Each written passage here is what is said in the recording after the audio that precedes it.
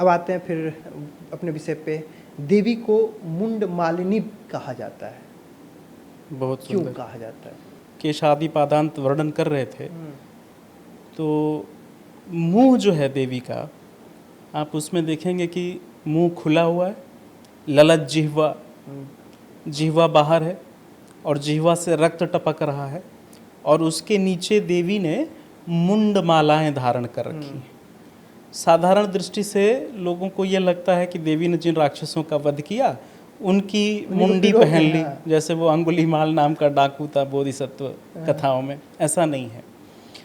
यह जो मुंड है ना, यह वर्ण का प्रतिनिधित्व करते हैं। अच्छा।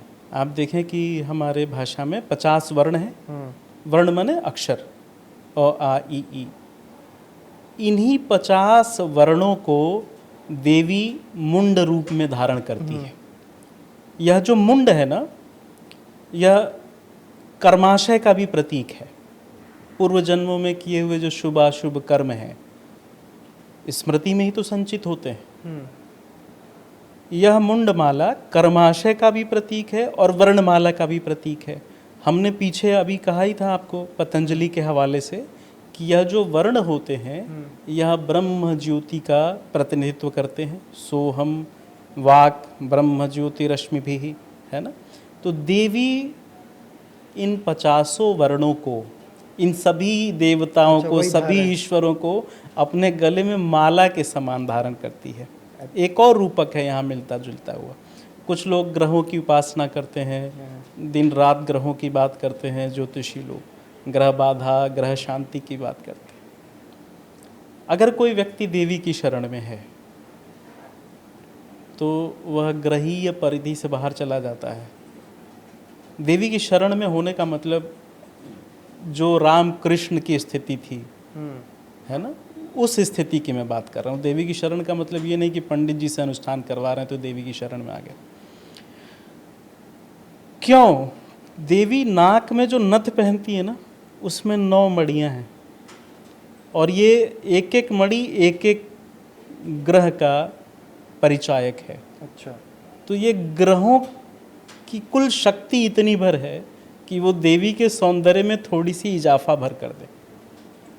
तो वास्तव में अगर कोई साधक, कोई व्यक्ति देवी का कृपा पात्र है, उनमें भक्ति में मंगल की माया, शनि की साया कुछ नहीं काम करेगी। ये मैं ज्योतिषी होते हुए कहता हूँ, क्योंकि वह तो स्वयं काल संकर्षणी है। तो जो काल संकर्षणी है, उसके आगे ये काल के छोटे छोटे परिमापकों की क्या शक्ति। और वैसे भी वह तो सभी शक्तिमानों की शक्ति है। मतलब इसी के साथ ले लीजिए कि काली के कितने अवतार हैं? अनेकों, है ना। उसको देखने की कई दृष्टियां हैं, हम उस पर बात करेंगे। हमारे यहाँ एक बहुत बड़े आचार्य हुए, उनका नाम शिवचंद्र विद्यार्णव है। तो शिवचंद्र विद्यार्णव ने रूपकों का इस्तेमाल करते हुए काली तत्व को समझाने की एक बड़ी सुंदर चेष्टा की अपने ग्रंथ में। उसमें वो लिखते हैं कि यह जो पुरुष है यही दक्षिण है, और जो स्त्री है, जो शक्ति है, वह वामा है। पुरुष हो गया दक्षिण और स्त्री हो गई वामा। जब तक वाम और दक्षिण अलग अलग रहते हैं, संसार के ये सब बंधन बने रहते हैं। मोह माया छल प्रपंच, यह सब बना रहता है। लेकिन जब वामा दक्षिण पर आरूढ़ हो जाती है और दक्षिण पुरुष शक्ति को विजित कर लेती है, तो वह स्वयं दक्षिणानंद में निमग्न हो जाती है। और यह दक्षिणानंद में निमग्न जो वामा है, अब यही दक्षिणा काली कहलाती है। This video is sponsored by Ram Ram group of companies, cosponsored by Nature House and Bhaiya Ji silver coated इलायची।